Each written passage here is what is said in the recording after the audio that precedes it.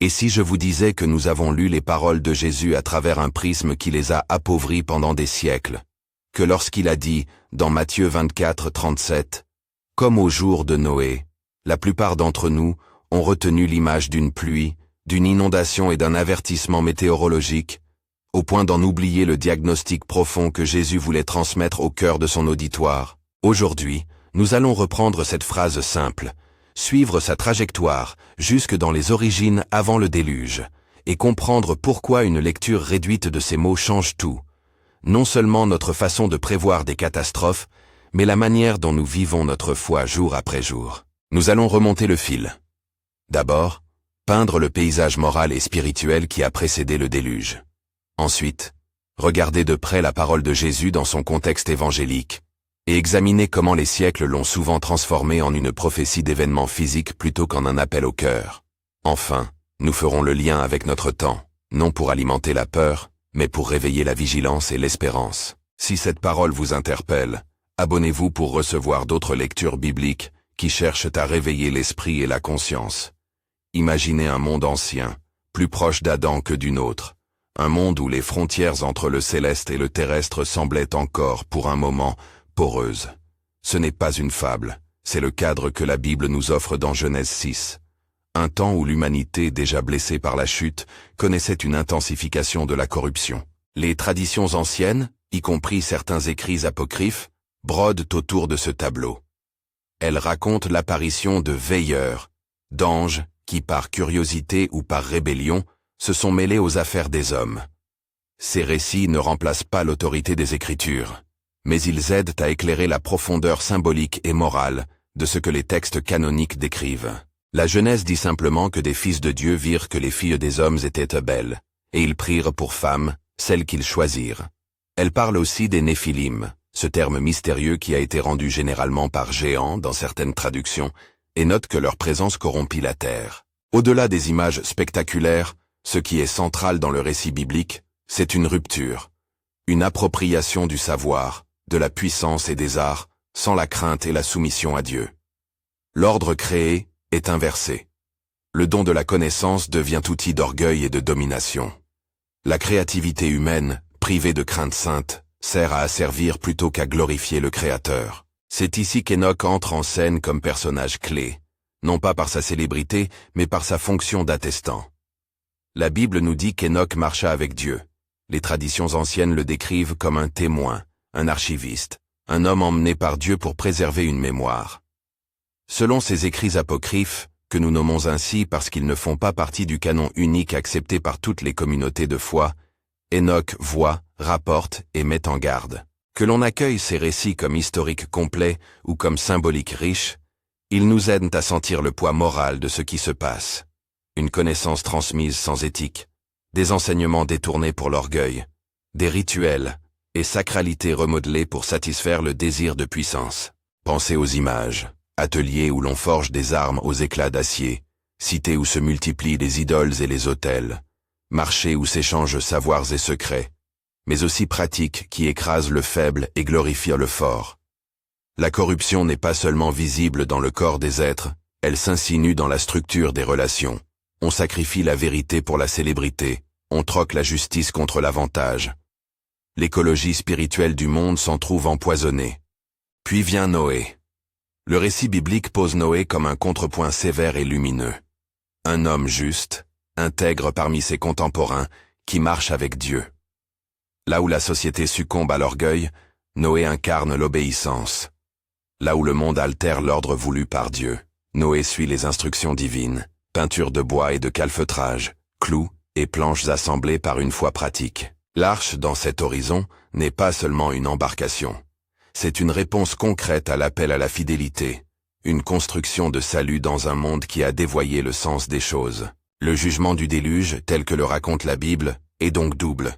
Il touche les choses visibles, l'eau qui recouvre la terre, mais il est le symptôme d'une rupture morale plus profonde.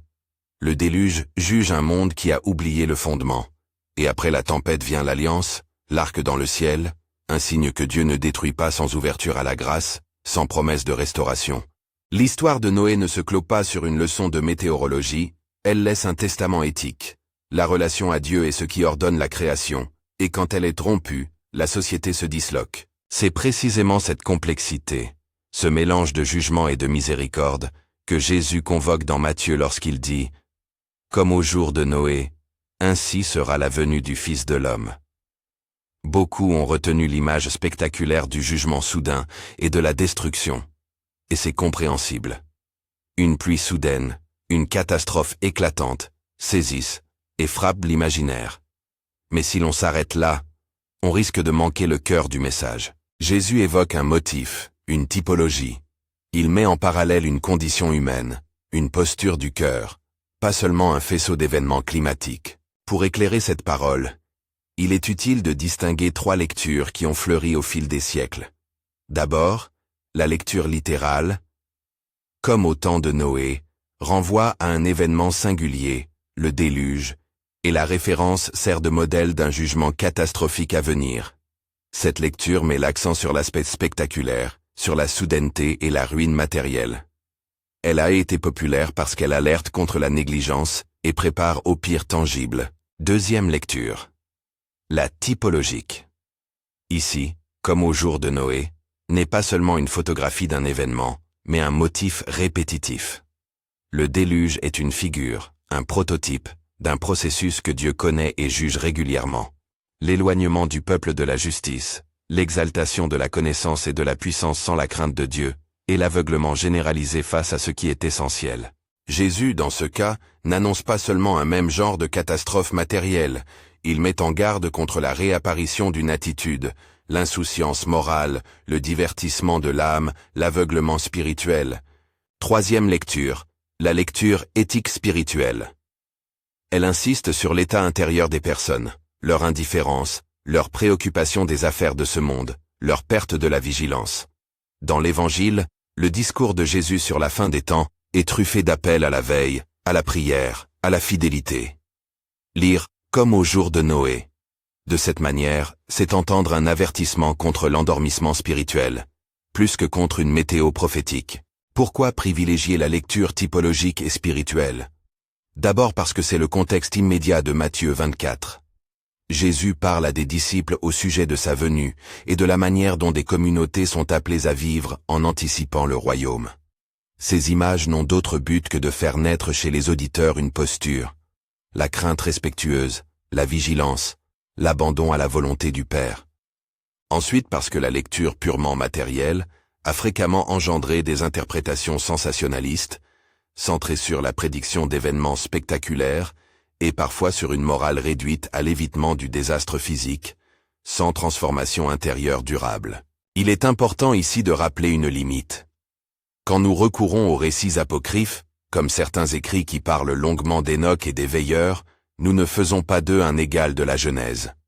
Ils sont des traditions anciennes, précieux pour l'imagination et l'interprétation, mais ils n'ont pas la même autorité canonique. Pourtant, en les distinguant clairement, nous pouvons les utiliser comme des révélateurs d'un thème qui, le danger de la connaissance dissociée de la crainte de Dieu.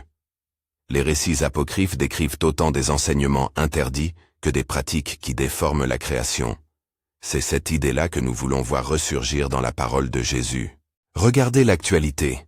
La vitesse à laquelle nous produisons de l'information, la capacité de manipuler la vie, la tentation d'exalter la puissance technique au-dessus de la sagesse morale, tout cela retentit avec une étrange familiarité. Je le dis avec prudence. Parler d'analogie n'est pas prouver d'identité. Il ne s'agit pas d'affirmer que nous sommes littéralement fréquentés par des veilleurs célestes, ni que des altérations biologiques antiques expliquent nos biotechnologies. Mais il est légitime et nécessaire de noter des ressemblances de structure, un progrès technique sans soumission éthique, une curiosité sans crainte, une capacité à influencer les autres sans amour. Ce sont des motifs récurrents. Et ici, la lecture réduite devient dangereuse. Si, comme au jour de Noé, ne renvoie qu'à un avertissement d'ordre météorologique, alors notre réponse peut se limiter à des préparations matérielles, stocker des vivres, renforcer des digues, prévoir des plans d'urgence. Ce n'est pas mauvais en soi, mais c'est insuffisant. Si Jésus cherchait à appeler à un retournement intérieur, une repentance, une vigilance spirituelle, une fidélité silencieuse, alors négliger cette dimension, c'est manquer l'essentiel. Le monde peut être sauvé d'un effondrement matériel, sans pour autant être restaurés intérieurement. Nous faisons souvent cette erreur par commodité intellectuelle. Les images spectaculaires se retiennent mieux, elles frappent l'esprit. Les prédicateurs, les chroniqueurs et parfois même les exégètes ont mis l'accent sur la violence du déluge plutôt que sur la condition qui l'a rendu nécessaire. Résultat, durant des siècles, la parole de Jésus a fonctionné pour beaucoup comme un signal d'alarme extérieure plutôt que comme un appel à la conversion du cœur. Or l'histoire biblique ne cesse de l'affirmer. Dieu traite les structures, certes, mais il cherche surtout à redresser des cœurs. Revenons un instant sur Noé. Sa fidélité concrète et obstinée est lumineuse. Il ne prêche pas uniquement des discours, il bâtit.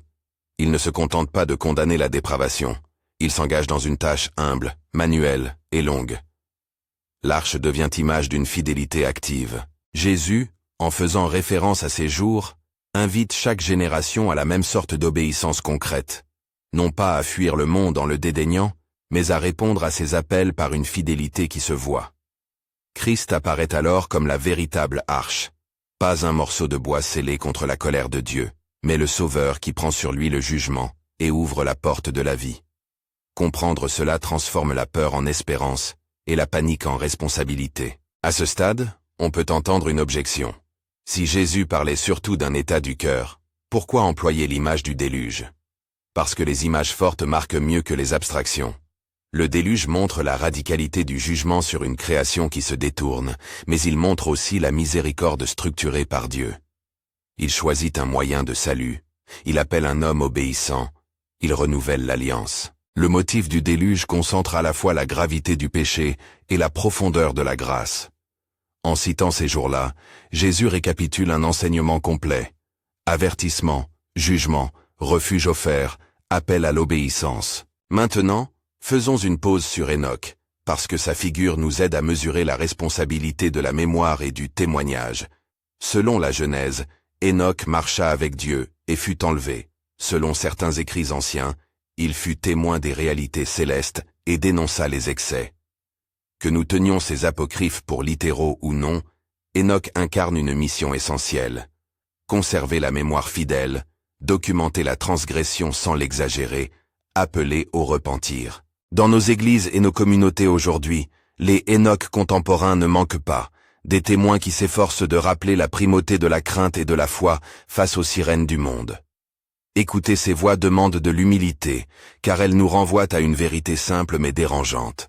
Le progrès sans obéissance devient tyrannie. Ce que nous tenons pour acquis, et que Jésus remet en question, c'est notre capacité à vivre confiant sans connexion à l'origine éthique. Si une société s'acharne à améliorer le confort tout en affaiblissant le jugement moral, elle reproduit la même structure que celle antérieure au déluge. Et lorsque cette structure atteint un seuil, le récit biblique montre que Dieu intervient, non pour satisfaire une colère capricieuse, mais pour restaurer l'ordre, pour rappeler que la création a un sens qui dépasse nos calculs. Entre ces remarques et la vie concrète, il reste une distance à parcourir. Nous avons posé la scène, la corruption ancienne, l'avertissement incarné par Noé et Enoch, la parole de Jésus convoquant ce passé. Nous avons esquissé pourquoi une lecture enrichie de Matthieu 24-37, qui insiste sur la typologie et la conversion intérieure, nous rend plus fidèles à l'intention même du Christ. Mais la question demeure. Qu'est-ce que cela exige de nous aujourd'hui? Comment, en pratique, répondons-nous à un avertissement qui cible d'abord le cœur? Pour commencer, retenons ce point. Jésus ne voulait pas seulement inspirer une peur paralysante ou une fascination pour les signes, il voulait réveiller une conduite. Le disciple est appelé à un double mouvement, se détacher des sécurités illusoires de ce monde et pourtant y vivre activement, construisant une patience obéissante. La fidélité de Noé est exemplaire parce qu'elle est durable et concrète. Elle n'est pas un isolement, c'est un témoignage vivant. Dans les moments qui viennent, nous examinerons des exemples contemporains concrets, non pour dénoncer des technologies ou des professions, mais pour montrer comment la même tentative de séparer connaissance et crainte de Dieu se manifeste aujourd'hui. Nous pisterons ces motifs avec prudence, veillant à ne pas tomber dans la facilité du sensationnalisme ni dans la conspiration. Nous poserons aussi des pistes pratiques. Comment cultiver une vigilance qui n'est ni paranoïaque, ni indifférente? Comment éduquer nos communautés pour qu'elles valorisent la sagesse et la responsabilité, autant que l'ingéniosité? Avant d'aller plus loin, j'insiste. Si cette exploration vous parle, partagez cette vidéo avec quelqu'un qui s'intéresse à une lecture profonde des Écritures, et abonnez-vous pour recevoir la suite. Ce que nous faisons ici n'est pas un divertissement théorique. C'est une tentative pour Reading Jésus de façon à ce que sa parole produise fruit dans nos vies. Il reste à aborder le point crucial que beaucoup ont éludé par commodité historique. La fruit des lectures anciennes qui ont privilégié l'événement matériel a eu pour conséquence une préparation inégale. Préparer des réserves ou construire des digues est sage. Mais Jésus ne nous a pas appelés seulement à survivre à un déluge matériel. Il nous a appelés à être restaurateurs d'ordre moral, à porter une tension créatrice entre le monde et le royaume. La foi chrétienne, à son fond, n'est pas une assurance contre les tempêtes externes, mais une invitation à entrer dans la présence qui ordonne toute chose. À ce stade, je vais m'arrêter un instant car il est important de laisser ces idées infuser. Nous avons remis en perspective Matthieu 24-37, redonné sa profondeur, et commencé à tracer les lignes qui relient l'antique corruption aux défis modernes. La suite exigera que nous soyons concrets. Nous examinerons comment certaines tendances contemporaines, l'éclatement de la frontière entre éthique et technique, la culture du spectacle, la recherche d'un pouvoir sans responsabilité, résonnent avec les motifs prédéluviens. Nous verrons aussi comment, précisément, Christ se présente comme l'arche vivante, le refuge qui ouvre la voie d'une vie transformée. Que cette prise de conscience ne vous laisse pas indifférent. L'appel de Jésus est pressant, mais il est aussi rempli d'espérance. L'arche n'est pas un dernier recours anonyme, c'est une porte que nous pouvons franchir par lui. Que cette prise de conscience ne vous laisse pas indifférent. L'appel de Jésus est pressant, mais il est aussi rempli d'espérance. L'arche n'est pas un dernier recours anonyme, c'est une porte que nous pouvons franchir par lui. Regardons maintenant, avec lucidité et douceur, les marques de notre époque qui résonnent avec les motifs prédéluviens. Je ne vous propose pas un catalogue de peurs. Je veux que nous reconnaissions des tendances, que nous sachions nommer ce que le texte ancien nomme déjà. Quand la connaissance se sépare de la crainte de Dieu, quand la puissance se tourne vers la domination, alors l'ordre créé vacille. Ce qui suit est une série d'analogies, des ressemblances de structure, non des équivalences historiques ni des preuves scientifiques. Première ressemblance, l'explosion de l'information et la fragmentation du sens. Nous vivons dans un monde où l'accès au savoir est quasi instantané. C'est un don prodigieux. Mais ce don peut aussi devenir une tentation. Utiliser l'information pour gagner en prestige, manipuler les opinions, éclipser la compassion. Imaginez un atelier d'antan, où l'on forgeait non plus seulement des outils, mais des armes pour dominer. Aujourd'hui, cet atelier est virtuel. Qui tient l'éthique au centre de la formation morale de nos technologies? Qui enseigne que la vérité ne se vend pas aux plus offrants? La Genèse nous avertit que la simple apposition de savoir sur le monde, sans la gouverne de la crainte de Dieu, produit des abus. Le défi chrétien n'est pas de refuser le progrès, mais de l'encadrer par une sagesse qui vénère le Créateur. Deuxième ressemblance, la manipulation du vivant et l'attitude de l'homme qui joue au maître absolu. Là encore, je formule ceci prudemment. Il ne s'agit pas d'affirmer des parallèles littéraux avec les mythes anciens. Mais, si les récits parlent d'une transgression consistant à détourner la vie et ses limites pour la satisfaire sans égard à Dieu, il est légitime de s'interroger sur la manière dont nos interventions biologiques sont accompagnées d'une réflexion éthique. Lorsque la capacité technique dépasse la maturité morale, la tentation d'utiliser la science comme une fin en soi et non comme un moyen de servir le prochain devient réelle. Le texte biblique ne interdit pas la maîtrise des ressources. Il condamne l'orgueil qui fait de la créativité une voie vers la domination plutôt que vers l'adoration. Troisième ressemblance, la culture du spectacle, l'adoration des images et le sacrifice de la justice pour le gain. Dans la Genèse prédéluvienne, on voit des pratiques qui entretiennent l'égarement, l'idolâtrie, des rituels détournés, des cultes de la puissance. Aujourd'hui, nos autels ressemblent parfois aux écrans qui captent l'attention, nos idoles, aux célébrités, aux marques, à la réussite à court terme.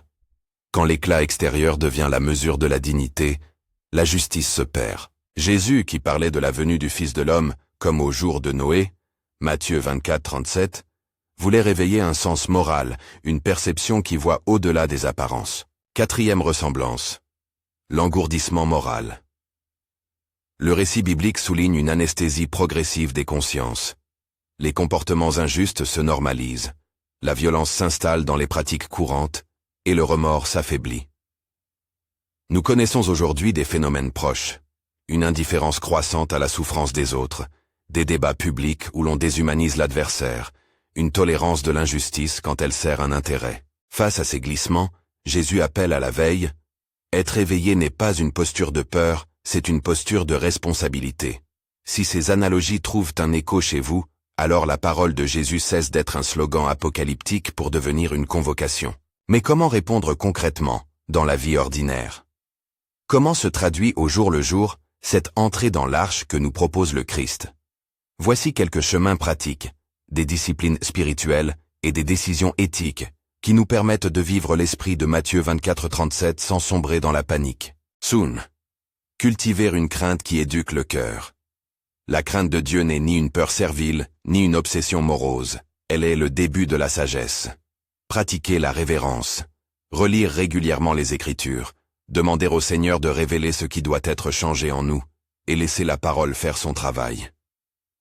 Quand la crainte anime la recherche de la vérité, la connaissance se transforme en service et non en triomphe. 2. Prioriser l'intégrité de la communauté. Noé n'a pas agi seul. Il a été en relation avec Dieu et a œuvré au sein d'un monde en rupture. La contre-culture chrétienne n'est pas l'isolement mais la fidélité communautaire. Église qui enseigne l'éthique. Famille qui forme des consciences. Église locale qui se tiennent responsables. Nous devons tenir ensemble la tension entre présence au monde et refus de ses compromis. 3. Former des consciences techniquement informées et spirituellement enracinées. Si nous laissons la technologie former nos désirs, nous serons façonnés à l'image de ses priorités. Éduquer signifie apprendre à poser les bonnes questions. Que cherchons-nous à accomplir avec cette invention? Qui en bénéficiera? Qui pourrait en souffrir? Les chrétiens doivent prendre leur place dans les débats éthiques, non pour craindre le progrès, mais pour en orienter l'usage. 4.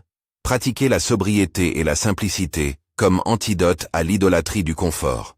La tentation d'accumuler sécurité et plaisir pour anesthésier l'esprit existe depuis toujours. Contenir nos désirs à travers des disciplines concrètes, simplicité volontaire, accueil des pauvres, partage, réoriente le cœur vers l'essentiel. 5. Interroger la narration publique et sauvegarder la mémoire. Enoch, en tant que témoin, nous rappelle la nécessité d'archiver, de témoigner et d'alerter. Les chrétiens doivent parler avec courage et douceur quand la vérité est en jeu. Cela implique d'écrire, d'enseigner, de témoigner des conséquences éthiques des choix collectifs, sans sombrer dans l'accusation venimeuse mais avec la ferme volonté de rendre témoignage. 6. Prendre soin des plus vulnérables comme test de toute société. L'éthique biblique se mesure à la manière dont elle traite les faibles. Si nos innovations augmentent les écarts et brisent des vies, nous devons plaider pour la justice et interrompre des pratiques qui causent du tort. 7. Cultiver des lieux de silence et de prière. Le monde moderne est bruyant. La veille spirituelle implique des temps réguliers, loin du flux constant d'informations, des moments où l'on écoute la voix du Père, où l'on réajuste ses priorités. La prière n'est pas un luxe spirituel, c'est une gymnase morale où se renforce la capacité à discerner. Ces pratiques ne sont pas des listes magiques, elles sont des formes de vie. Noé a construit, Enoch a témoigné, et nous sommes invités à incarner cette dynamique. Construire des refuges de fidélité, être témoins vigilants, et demeurer profondément enracinés en Christ. Voilà pourquoi j'insiste. Christ est la nouvelle arche. Il est celui qui, dans sa personne et son œuvre, offre la voie du salut et la restauration du cœur. Entrer dans l'arche aujourd'hui signifie se tourner vers lui, se laisser modeler par son amour, et vivre une obéissance qui se manifeste dans les gestes concrets du quotidien. Permettez-moi d'illustrer par 2 courtes histoires, présentes non comme preuve mais comme images parlantes. La première. Une équipe de scientifiques a découvert une technique qui pourrait sauver des vies, mais aussi modifier de façon durable des générations à venir. Certains ont voulu aller de l'avant sans débat éthique. D'autres ont insisté pour une pause, pour un écho des consciences communautaires, pour écouter les voix marginales qui pourraient souffrir. Ces voix, parfois considérées comme rétrogrades, ont été en fait des veilleuses morales. Leur résistance a permis de repenser l'usage de la technologie, de protéger les vulnérables et d'orienter l'innovation vers le bien commun. C'est l'image d'une communauté qui agit comme une arche, protéger, peser les risques, préserver la vie. La seconde histoire concerne un pasteur dans une ville animée. Face à la tentation d'adapter son message au goût du public pour gagner des fidèles, il a choisi la fidélité au texte. Certains l'ont critiqué comme rigide, d'autres l'ont accusé d'être déconnecté. Mais un groupe a persévéré, a appris la patience et a vu des vies transformées non par l'excitation d'un divertissement, mais par la lente formation d'un caractère. En cela, sa congrégation est devenue une poignée d'êtres tenant ferme dans la tempête médiatique, rappelant que la fidélité quotidienne a un pouvoir de restauration. Ces cas montrent que la vigilance chrétienne n'est ni négation du progrès, ni fuite du monde, mais un redéploiement de nos talents et de nos ressources vers la glorification du Père. À présent, posons la question cruciale. Quelle espérance concrète offre la foi face aux risques d'aujourd'hui? La réponse biblique est simple et profonde. Dieu juge, mais il appelle. Le déluge n'est pas l'image d'une colère sans but, c'est la réponse d'un Créateur cherchant à restaurer l'ordre et à offrir de nouvelles chances. Matthieu 24:37, qui fait référence au jour de Noé, nous alerte sur la récurrence d'attitudes humaines. Mais ce même texte s'insère dans un évangile où le Fils de l'homme vient pour rassembler, guérir et régénérer. La venue de Christ n'est pas un poids d'effroi seul, c'est l'ouverture d'une voie vers la vie. C'est pourquoi l'appel au repentir n'est pas une condamnation stérile, mais la clé d'une transformation possible. Je voudrais insister sur 3 réactions que la foi appelle en nous, dès maintenant. Première réaction, la repentance active. Se détourner des logiques qui privilégient le pouvoir, la performance et le gain au détriment de la justice et de la miséricorde. La repentance n'est pas un repentir passif, c'est une reconfiguration des priorités. Deuxième réaction, la responsabilité publique. Prendre place dans les discussions sociales, scientifiques et politiques, pour défendre des normes éthiques, pour veiller sur les vulnérables, pour demander transparence et justice. Troisième réaction, la formation d'alternatives. Construire des institutions, églises, ONG, écoles, mouvements, qui mettent en pratique une sagesse couplée à la créativité. L'arche de Noé n'était pas seulement un refuge, c'était aussi le germe d'une nouvelle humanité. De la même manière, nos lieux de fidélité peuvent être des pépinières d'une société restaurée. Ces réponses exigent du courage, mais aussi de l'espérance. N'oublions pas, la Bible ne nous laisse pas sans promesse. L'alliance post-déluge et l'arc dans le ciel sont le rappel que Dieu transforme le jugement en promesse. Le salut offert en Christ n'est pas une sortie égoïste du monde, mais l'entrée dans une mission. Être sel et lumière, agent de restauration. Avant de conclure, revenons une dernière fois sur la question initiale du titre. Ces paroles de Jésus ont été mal interprétées pendant des siècles. Pourquoi cela est-il arrivé? Pour plusieurs raisons que nous pouvons nommer sans peine. D'abord, l'attrait pour le spectaculaire. Les images de catastrophes pèsent plus lourd dans l'imaginaire collectif que l'appel à la conversion quotidienne. Ensuite, la tentation de réduire le message à des signes extérieurs. On préfère parler des événements à venir que de l'attitude présente. Enfin, les ressources exégétiques et les intérêts institutionnels ont parfois favorisé une version simplifiée qui alerte, mais ne transforme pas. Corriger cette lecture ne consiste pas à enlever l'urgence de l'avertissement. Jésus avertit bel et bien. Mais corriger consiste à replacer cet avertissement dans sa portée complète.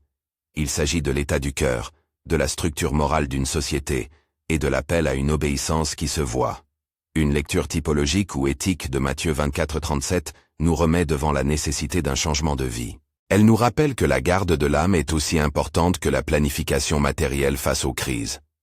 Alors que nous fermons ce chemin de lecture, quelle forme prendra votre réponse personnelle? Peut-être que certains se sentent interpellés pour rejoindre une communauté où la foi s'exerce dans la justice. D'autres pourront se sentir appelés à s'engager dans des débats publics sur l'éthique des technologies. Certains seront invités à restaurer des relations brisées, à demander pardon, à réorienter leurs priorités. Quelle que soit la route, souvenez-vous, entrer dans l'arche, aujourd'hui, c'est entrer dans Christ, recevoir sa grâce et laisser cette grâce former nos œuvres. Je veux terminer par un court appel. Ne laissez pas la parole de Jésus se réduire en bruit de fond.